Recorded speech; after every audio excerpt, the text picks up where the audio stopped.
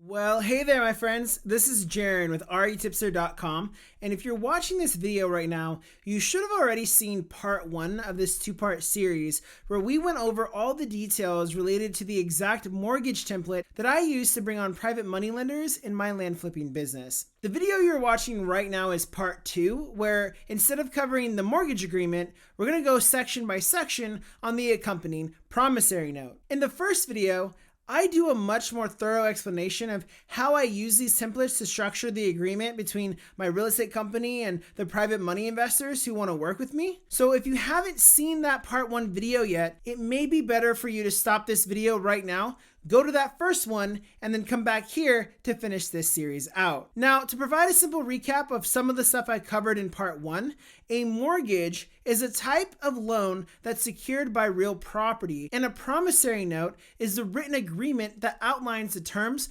conditions, and details of that mortgage. I like to think of it like this. A promissory note is to a mortgage what a purchase agreement is to a deed. The mortgage is the loan, but the promissory note details the terms and conditions of that loan. In case you're interested in learning more about how to structure deals with private money lenders or partners in your real estate business, these two videos are actually a part of a very thorough article I wrote all about the practicals of how to leverage other people's money as a real estate investor. The last thing that I want to mention before we go ahead and get started, I'm not an attorney or a CPA, so nothing I'm saying in today's video should be taken as legal or financial advice, and you should definitely speak to a legal and or financial professional before using this template or doing anything else related to real estate, partnerships, private money loans, and so on.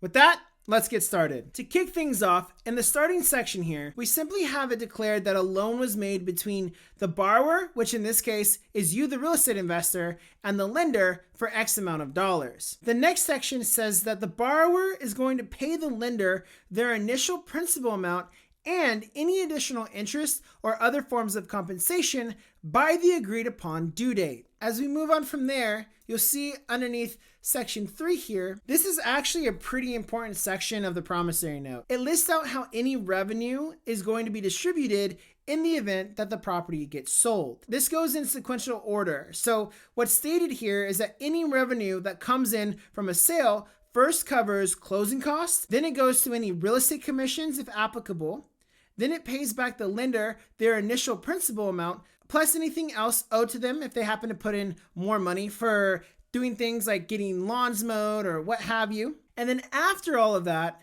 whatever's remaining, a certain percentage will go to the lender and a certain amount will go to the borrower. This is the section of the promissory note that details how profits are going to be split between you and the lender. Now you'll see that the default here in the template we're using as an example in our video is 50% set for the lender and 50% set for the borrower. But typically in my business, I've used more of a sliding scale. So to show you briefly what that would look like, let's go ahead and jump over to the sliding scale mortgage template that you can also download if you go to the article linked in the description box below. The way that the sliding scale template breaks down the profit splits says that if a property is sold within 90 days, roughly 3 months or less, after closing costs, commissions, and debts repaid, whatever is remaining would be distributed as 25% to the lender and 75% to the borrower. It goes on to say that if the property is sold within 91 days to 180 days, roughly 3 to 6 months, then it adjusts to 35% to the lender and 65% to the borrower. It further says that if the property sells between 181 days and 365 days, which is 6 to 12 months, then the payout adjusts to a 50-50 split, 50% going to the lender and 50% going to the borrower. As you can see, you can tailor the payout however you and your lender see fit. Moving on to the length of term section here, you might be thinking, what happens at the 12-month mark? And that question is actually addressed in this section. The document states that everything owed to the lender is due at the 1-year anniversary of the signing of this promissory note. It goes on to say that if the premises, meaning the property, hasn't sold within 12 months, the borrower will immediately pay back everything the lender put up for the deal, plus an additional amount of interest, in this case, 10%. From there, we have the security for note section.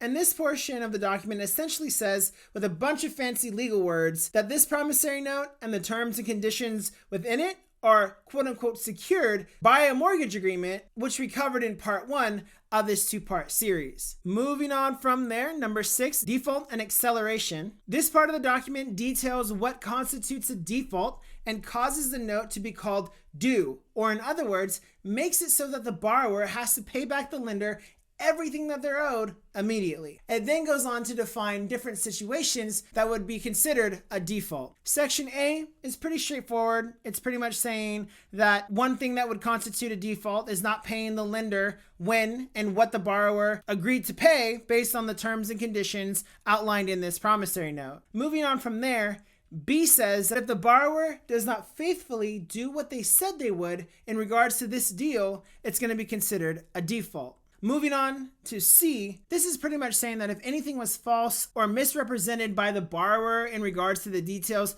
of the property or the deal, it's also considered a default. And then section D says that if the borrower dies, disappears, or for some reason they can no longer communicate, or the borrower enters into a state where they can no longer actively do the tasks needed in order to sell the property, that's also considered a default. And then the last section, section E, says that if the borrower tries to alter the amount owed to the lender without their written consent, that would also constitute as a default.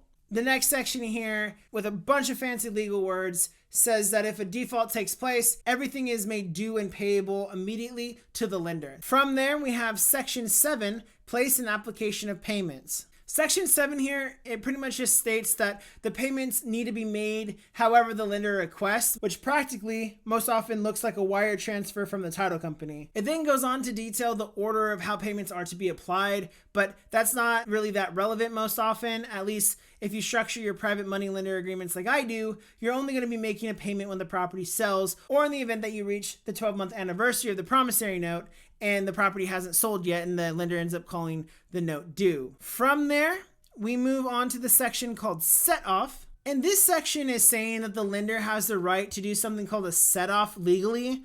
For our purposes in today's video, I don't want to get us sidetracked and dive into all the ins and outs of what a set off is exactly. So in case you want to learn more about that, I went ahead and provided a link to a video that explains it in much more detail in the description box below. From there, we have number 9, which is remedies. And this is mostly a reiteration of what's already been stated previously, namely that the borrower will reimburse the lender for all expenses beyond the initial principal amount of the loan. If for whatever reason the lender has to put up more money in order to get the property sold, like they need to get the lawn mowed, or they need to put up capital in order to get trash removed, whatever the case may be, they're going to be owed every single dollar that they put into the property. The only thing worth highlighting in this section is where it says any requirement of reasonable notice with respect to any sale or other disposition of collateral shall be met if the holder sends the notice at least 10 days before the date of sale or other disposition.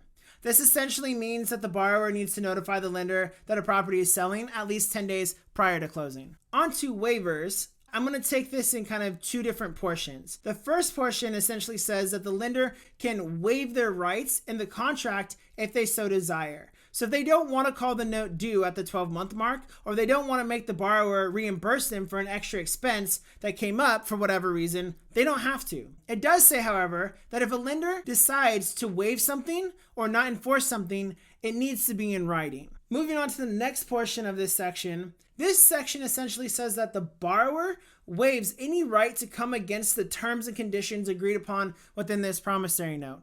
So once you sign this thing, you as the borrower don't have any rights to change it. Moving on now to number 11, under where it says the word general. This just spells out some generic terms and conditions related to this agreement. Stuff like what the term borrower means, how this agreement defines maturity of the loan, and so on. Moving on now to our final section, applicable law and jurisdiction. This is pretty straightforward. It essentially identifies what state and county the property is located in and says that this agreement and everything related to this deal is subject to the laws of the market that the property is located in. Then after that, we have the notary and signature lines that need to be signed by both parties and notarized, and boom. This now concludes the entire video walkthrough of the promissory note template that I use in my real estate business. Thank you so much for watching this video, and I'll see you in the next one.